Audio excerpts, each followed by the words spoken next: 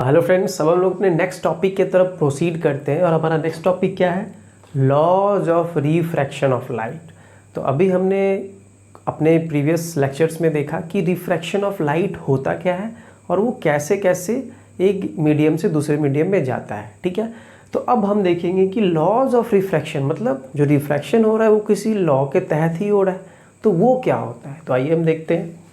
सबसे पहले हम यहाँ पे क्या करेंगे, एक एयर का मीडियम ले लेंगे और एक ग्लास का मीडियम ले लेंगे। ठीक है, अब हम बेसिकली क्या करेंगे, यहाँ से एक रे ऑफ लाइट पास कर पाएंगे और रे ऑफ लाइट पास करवाने के साथ साथ हम नॉर्मल भी ड्रॉ कर लेंगे और ये हमारा एंगल ऑफ इंसिडेंट हो गया, ये हमारा ओ पॉइंट हो गया ए और ये हमारा इंसिडेंट रे हो गया। ठीक है, इंसिडेंट रे। अब ये एयर से अगर ग्लास में आ रहा है मतलब रेयर से डेंसर में आ रहा है, तो रेयर से जब डेंसर में आएगा तो इट बेंड्स टुवर्ड्स नॉर्मल। जाना चाहिए था सीधे लेकिन इट बेंड्स टुवर्ड्स नॉर्मल और ये आर हो जाएगा, this is B point. Okay, तो ये हमारा हो गया रिफ्रैक्टेड रे, रिफ्रैक्टेड रे। ओके, तो पहला लॉ क्या कहता है, लॉ नंबर 1 क्या कहता है? लॉ 1 कहता है कि द इंसिडेंट रे, ठीक है, द इंसिडेंट रे, उसके बाद रिफ्रैक्टेड रे, रिफ्रैक्टेड रे, और तीसरा क्या हमारा है, नॉर्मल। ये जो आप नॉर्मल देख रहे हैं दिस इज आवर नॉर्मल। तीसरा है एंड नॉर्मल। तीनों जो होगा all lies in the same plane. तीनों जो होंगे वो एक ही सेम प्लेन में लाई करेंगे। प्लेन आपको पता ही होगा आई थिंक, जैसे कि हमारे पास एक्स एक्सिस है, ठीक है, ये वाई एक्सिस है, तो ये जो प्लेन हमें दिख रहा है ये एक्स वाई प्लेन हो गया। जैसे ये बोर्ड है, ठीक है, तो ये हमारा अगर एक्स एक्सिस है और ये वाई एक्सिस है तो ये एक्स वाई प्लेन हो गया। इसी तरह ये जो इंसिडेंट रे है, रिफ्लेक्टेड है और नॉर्मल वो एक ही प्लेन पे लाई कर रहा है। अगर हम इसको वाई मान लें और इसको एक्स मान लें तो एक्स वाई प्लेन में ये लाई कर रहे हैं। ओके, सेकेंड लॉ क्या कहता है, लॉ 2 कहता है कि मैथ में हमने पढ़ा था साइन कॉस, ठीक है, तो sine of angle of incidence, angle of incidence का हम क्या लेंगे, साइन लेंगे, ठीक है, to the sine of angle of refraction.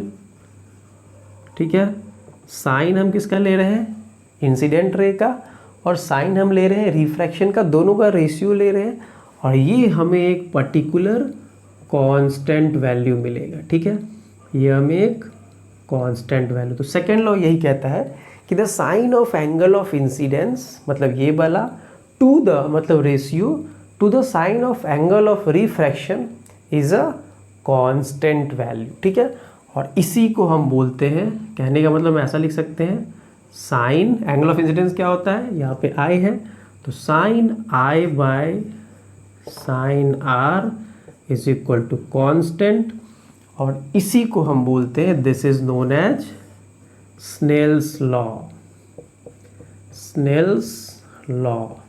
ठीक है, तो ये हमारा बेसिकली स्नेल्स लॉ हो गया।